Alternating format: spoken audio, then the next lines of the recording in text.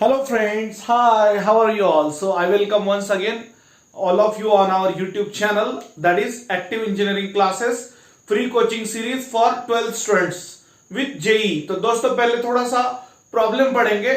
Normally जैसे आप जानते हो कोई भी टॉपिक के पहले डिस्क्रिप्टिव प्रॉब्लम आने के बाद ही आपको ऑब्जेक्टिव क्वेश्चन आ सकते हैं। ओके, सो पहले पूरा डिटेल में पढ़ेंगे, एक बार इंटीग्रेशन खत्म हो जाए फिर उस पर हम ऑब्जेक्टिव क्वेश्चन लेंगे या मल्टीपल चॉइस क्वेश्चन लेंगे। ओके, तो ज्यादा बात ना करते हुए बड़े इंथुजियाज्म के साथ शुरू करते हैं आज का अपना live session, sorry recorded session. ये लाइव सेशन नहीं है, रिकॉर्डेड है। लाइव सेशन में क्वालिटी उतना वीडियो का दोस्तों अच्छा नहीं आता है, so that is the issue.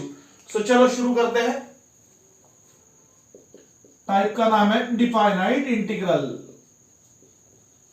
या इंटीग्रेशन। दोस्तों एक बात इसमें याद रहे, आपको मैं एक बात बता दूं, डिफाइनाइट इंटीग्रल यानी एक्चुअली इसमें इशू ये होता है कि यहाँ पे लिमिट्स आते हैं। अब तक के जो हमने प्रॉब्लम वगैरह पढ़े थे उसमें आपने देखा था कि उसमें लिमिट्स नहीं थे। ओके, मैं डस्टर रखता हूं साइड में। ओके चलो शुरू करेंगे। डिफाइनाइट इंटीग्रल यानी डायलॉग में याद रखो लिमिट्स वाला इंटीग्रेशन। डिफाइनाइट इंटीग्रल बोले तो क्या दोस्तों, लिमिट्स वाला इंटीग्रेशन, ऐसा इंटीग्रेशन जिसमें लोअर और upper limit of integration provide किए वाले रहेंगे। ओके, मैं आपको सिंपल एग्जांपल देके समझाता हूं। रैंडमली मैंने बोला जाओ खाना खा के आ जाओ, खाना खा के आ जाओ मतलब कुछ भी खाओ, कितना भी खाओ, कैसा भी खाओ, बट मैंने बोला आपको यार लिमिटेड थाली मिलेगी, इतना ही मिलेगा, 2 ही गुलाब जामुन मिलेंगे, इससे ज्यादा नहीं मिलेगा, ये लिमिटेड हुआ। तो कितना भी खा के आओ, that is indefinite integral. But limited खाओ, कुछ लिमिट में खाओ, that is definite integral. Here certain limits are provided, lower limit and upper limit.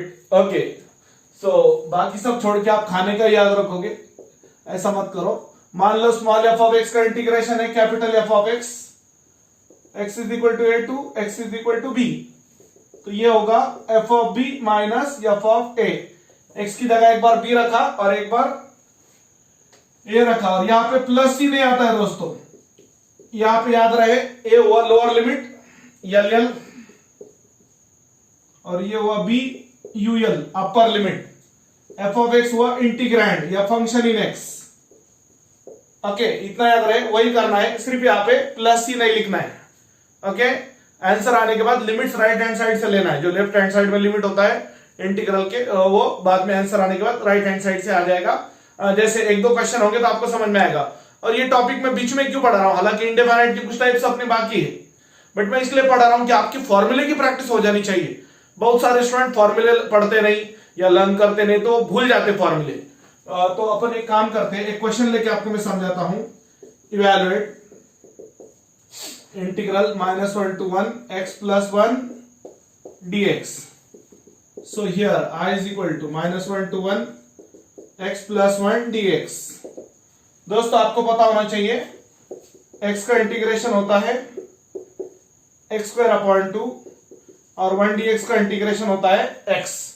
Okay, so x का इंटीग्रेशन x² 1 dx का इंटीग्रेशन x। अब आंसर आ गया तो लिमिट्स इसके राइट हैंड साइड से होंगे, x is equal to -1 x is equal to 1। तो answer में एक बार अपर लिमिट 1 रखेंगे, 1² प्लस 1 माइनस लोअर लिमिट होगा -1² प्लस इन ब्रैकेट -1। अच्छे से देखना थोड़ा सा, 1/2 प्लस 1 माइनस 1/2 -1। यहां पे प्लस ही नहीं आएगा दोस्तों, याद रहे इसमें प्लस ही नहीं आता है। So that is equal to 1/2 plus 1 minus 1/2, minus से मल्टीप्लाई करो, minus into minus is plus, gets cancel. So I कितना आया 2, यहां पर प्लस ही नहीं आएगा। और एक यहाँ पे फिक्स नंबर मिलता है या कुछ तो अपने को फिक्स्ड चीज मिलती है, यहाँ पे नॉर्मली फंक्शन नहीं मिलेगा इसका आंसर में, इसका कुछ नंबर या कुछ कांस्टेंट आता है नॉर्मली, जैसे आप जानते हो। वैसे तो फंक्शन पे डिपेंड करेगा, सॉरी लिमिट्स पे डिपेंड करेगा क्या होगा। तो ये वो आपका फर्स्ट क्वेश्चन।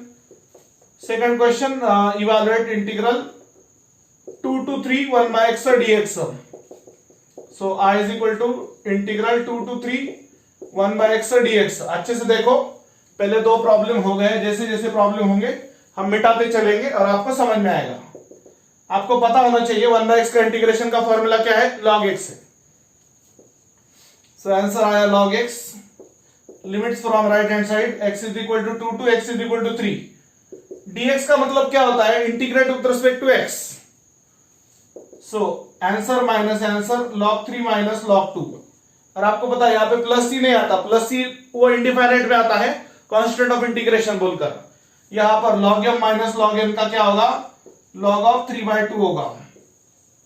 मैं आपको अलग से बता दूं, देखो दोस्तों 1/x का इंटीग्रेशन क्या होता था, log x, और log m minus log n log of m/n ऐसे होता है। ओके सो प्यारे साथियों, दो प्रॉब्लम बोर्ड पे लिखे हैं, एक एक स्टेप अच्छे से समझ लो। ओके कोई प्रॉब्लम नहीं है। तो ये हुए अपने दो प्रॉब्लम हुए हैं। बेसिक बताया मैंने आपको कि इसमें प्लस ही नहीं लिखना है, अब आंसर आने के बाद अपर limit minus lower limit of the integration, वही है बस। यहां पे सिर्फ अपर माइनस लोअर लिमिट। देखो थोड़ा सा अच्छा क्वेश्चन लेंगे आप, थोड़ा सा टिपिकल, जरा पेन थोड़ा सा डार्क चाहिए, जस्ट अ मिनट, बाद में इंक भरना पड़ेगी इसमें। खैर इवैल्यूएट इंटीग्रल, हाँ 0 टू π/2 cos 2x dx। मिटा दू नो, इनको मिटा देता मैं, डोंट वरी। सो यहां पर I is equal to integral 0 to π/2 cos 2x dx, formula integral c to d cos ax dx। cos का बनता ओनली साइन, फॉर्मूला लगा के रखना। यस cos का बनता ओनली साइन अपॉन ए, यहां पर a बोले तो 2 sin 2x अपॉन 2, नंबरों को काय को लिमटा, नंबरों को काय को लिमटा, दैट इज नंबर्स को हम लिमिट असाइन नहीं करते हैं, कांस्टेंट बाहर जाता है। अरे वो स्टाइल है दोस्तों, जरा हंसते खेलते पढ़ेंगे तो याद भी रहेगा। Sine of 2 into π/2 minus sine of 2 into 0, चुचूसा मीमाजा, मतलब 2 1 2 कैंसिल हो जाते, वो तो डायलॉग है। खैर sine pi minus sine 0। Okay but आपको पता होना चाहिए sine pi 0, sine 0 is again 0। Okay so I is equal to 1/2 in bracket 0 minus 0, so 1/2 into 0, so I is equal to 0। that is your final answer। देखो फॉर्मूले की practice होना is the main aspect, अच्छे से समझ लो। Integral c to d cos ax dx sin ax upon a c to d। Okay a यानी 2 है, वहां पे नंबर को लिमिट नहीं देंगे, फिर बाद में answer minus answer upper limit minus lower limit of the integration होगा। ओके दोस्तों नेक्स्ट क्वेश्चन की तरफ बढ़ेंगे। आई थिंक cos की जगह साइन है, similar kind of with different limits. cos की जगह अब साइन है, फॉर्मूला साइन का होगा, साइन आया माइनस लाया।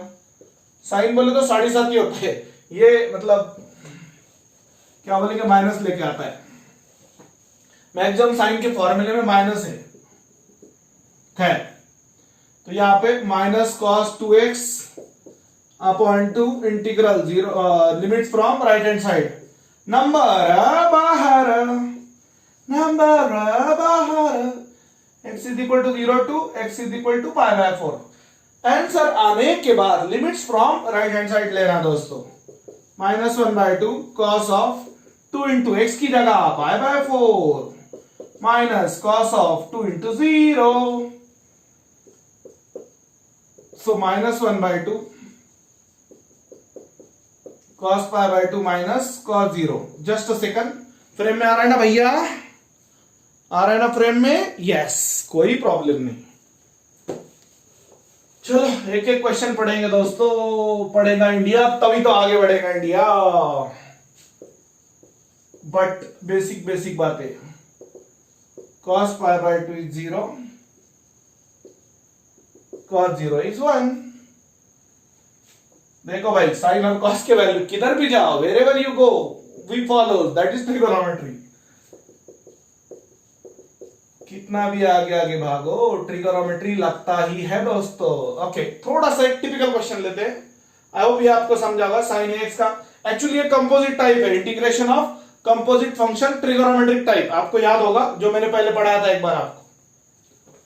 उसके बाद का नेक्स्ट क्वेश्चन थोड़ा सा अच्छा लेता, जरा प्यारा प्यारा राज दुलारा question question question question, yes ये है अब नया क्वेश्चन। ओके, 0 to π/4, हाँ तो ये होगा कोसेक स्क्वायर एक्स -1। क्या है दोस्तों ये प्रॉपर्टी लगा के रखना, that is apply the property of trigonometry. थोड़ा सा स्टाइल में पढ़ने को ज्यादा मजा आता है। cot square X is equal to cos square X -1। Okay friends, so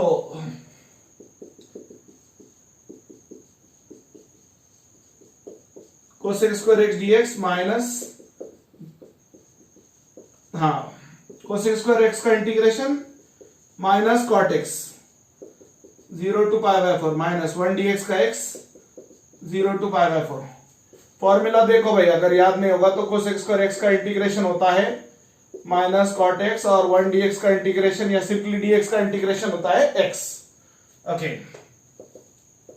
minus बाहर रहेगा, कॉट x की जगह π/4 माइनस कॉट 0,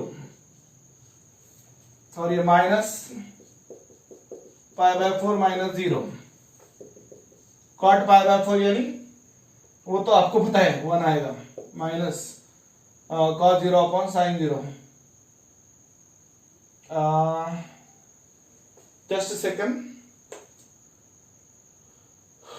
कॉट कॉस 0 यानी 1 अपॉन 0, इंफिनिटी आ रहा है। तो नॉर्मली ऐसे तो नहीं हो गए, पता नहीं क्या गड़बड़ है इसमें।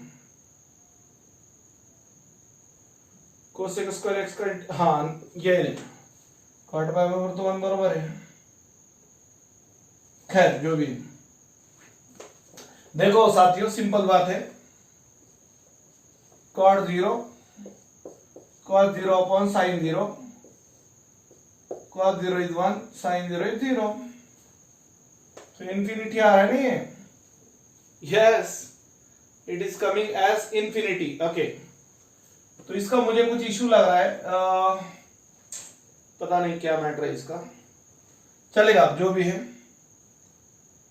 Minus infinity not defined minus π/4। एक सेकंड, 12th मैथ्स तो वो लेवल से तो थोड़ा नॉर्मली नीचे ही होता है दोस्तों। खैर बाकी की बातें नेक्स्ट लेक्चर में करेंगे। Thank you, take care, bye. Hello friends, okay actually वही तो इश्यू है ना, मैं वही बोला कुछ तो गड़बड़ हो गई है। तो गड़बड़ कुछ नहीं हुई, cot 0 को cot 0 रखना है आंसर में। So as per that particular book cot 0 will be cot 0 यहां पर। तो फिर आप देख सकते हो -1 plus cot 0 minus π/4 will be the answer. तो फिर से एक बार देख लो कहां कंफ्यूजन हुआ था, क्योंकि आप जानते हो cot 0 यानी cos 0 upon sin 0, cos 0 is 1 upon 0, that is infinity or not defined condition. So either keep cot 0 as it is or you will have to convert cot 0 as infinity. Okay, no option is there ना। तो जो हमने solve किया है वो correct था, वो हमने पूरा देखा है, चेक भी किया, इसलिए मैं थोड़ा सा भी वीडियो रोक के मैंने चेक किया, क्योंकि गलत नहीं होना चाहिए दोस्तों। आप इतने भरोसे से पढ़ रहे हैं मेरे पास और गलत नहीं होना चाहिए। खैर नेक्स्ट प्रॉब्लम करेक्ट था, कोई प्रॉब्लम नहीं। 0 to 1 upon under root of 1 minus x square dx। हाँ चलो सिंपल है, कोई प्रॉब्लम नहीं, करेक्ट था अपना। सिर्फ इंफिनिटी लिखना है, cot 0 रखना, वो इशू था दोस्तों, बाकी कोई प्रॉब्लम नहीं। 0 to 1 upon under root of 1 minus x square dx। इसका आंसर आपको पता है, साइन इनवर्स x आता है। Limits from right hand side 0 to 1 sit d 1 upon under root of 1 minus x square dx। Formula क्या कहता है? Sine inverse x, sine inverse minus answer minus answer, एक बार एक्स की जगह 1 रखेंगे अपर लिमिट और ये 0, sine inverse of 1 pi by 2 minus 0। Reason is sine inverse of 1 होता है दोस्तों pi by 2, sine pi by 2 जब 1 है तो sine inverse of 1 pi by 2 हुआ, इनवर्स ट्रिगोनोमेट्रिक रेशियो बोलते हैं उसे। साइन इनवर्स ऑफ 0 इज 0, तो फाइनल आंसर क्या हुआ दोस्तों? Pi by 2, that is the final answer is pi by 2। Check कर लो, बड़ा सिंपल क्वेश्चन है, put the value and get the answer type का क्वेश्चन है। थोड़ा सा हम चाहते हैं कि फॉर्मूले की प्रैक्टिस हो। Okay, the next one is 0 to 1 1 upon 1 plus x square, 0 to 1 1 upon 1 plus x square। तो एक्चुअली आपको पता होना चाहिए 1 upon 1 plus x square का आता है tan inverse x, tan inverse x, tan inverse of 1 minus tan inverse of 0, tan inverse of 1 आता है पाई बाय 4 और tan इनवर्स ऑफ 0 होता है 0, तो यह आएगा पाई बाय 4 माइनस 0, यानी फाइनल। फिर से एक बार देख लो, integral 0 to 1 1 upon 1 plus x square dx, formula कहता है tan इनवर्स x, तो tan इनवर्स x लिमिट्स आएंगे राइट हैंड साइड से, फिर आंसर माइनस आंसर, x की जगह एक बार 1 आएगा माइनस लोअर लिमिट 0 आएगा। फॉर्मूला कहता है dot dot dot dot dot, reason tan inverse of 1 pi by 4 है और tan इनवर्स ऑफ 0 क्या है दोस्तों? 0 है। तो आप देख सकते हो पाई बाय 4 माइनस 0 क्या हुआ? पाई बाय 4, मतलब ये भी हो गया, ये भी हो गया क्वेश्चन, ये भी हो गया। ओके, एक थोड़ा सा टिपिकल लेते हैं जरा, हाँ चलो जरा मजा भी तो आना चाहिए। टिपिकल मतलब इतना भी टिपिकल नहीं है मजा, फिर भी ठीक है, मजा तो आ जाएगा।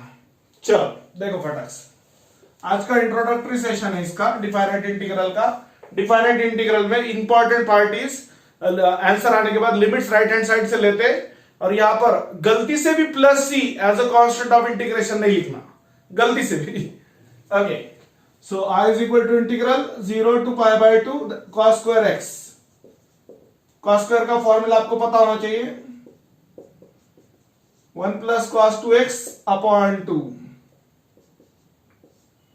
कहीं दूर dx dot dot dot, cos square x is 1 plus cos 2x upon 2, 1 by 2 constant है बाहर गया, 0 to pi by 2 1 dx plus minus में इंटीग्रेशन का बंटवारा होता है। Okay, using integral c to d, 1 dx का होता है x c to d and integral c to d cos का इंटीग्रेशन, cos का बनता ओनली साइन, ये कंपोजिट का फॉर्मूला है, integration of composite functions trigonometric type होते हुए डिफाइनाइट इंटीग्रल है। So i is equal to 1 by 2 1 dx का integration x 0 to pi by 2 plus cos का बनता only sine, sine 2x upon 2 limits from right hand side 0 to pi by 2। अच्छे से देखो दोस्तों, upper limit minus lower limit of integration, so i is equal to 1 by 2, ये हुआ pi by 2 minus 0 plus 1 by 2 sine of 2 into pi by 2 minus sine of 2 into 0 यानी 0, तो ये हुआ upper limit minus lower limit, 2 2 cancel होता है, i is equal to 1 by 2 in bracket pi by 2 plus 1 by 2 into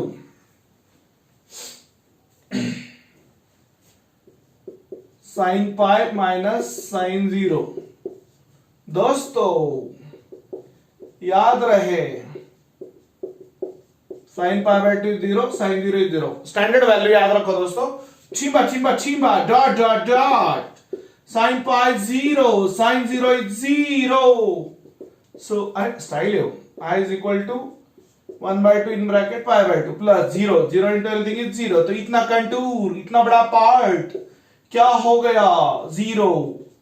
so 1 into pi पाई, 2 2 जा मीमाजा, means 2 2 4 हुआ, वो dialogue है।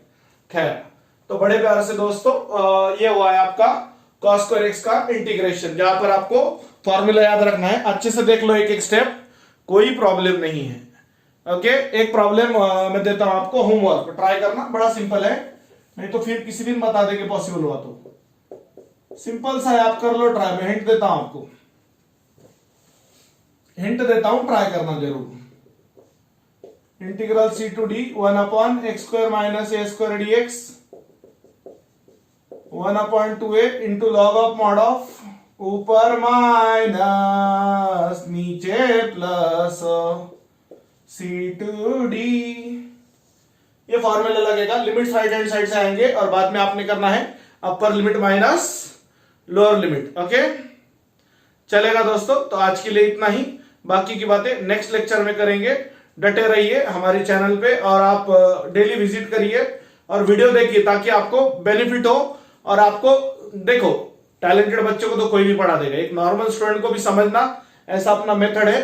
थोड़ा सा आपने फॉर्मूले लर्न किया और थोड़ी सी प्रैक्टिस की तो मैं चैलेंज के साथ बोल सकता हूं आपको इंटीग्रेशन समझेगा, आपको 12th मैथ समझेगा। मैं तो इंजीनियरिंग मैथ्स भी पढ़ाता हूं, तो 12th मैथ्स तो मतलब वो लेवल